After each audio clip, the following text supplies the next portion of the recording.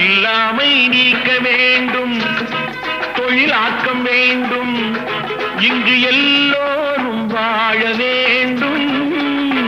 முன்னேற என்ன வேண்டும், நல்லெண்ணம் வேண்டும், தன் உழைப்பாலே உண்ண வேண்டும்.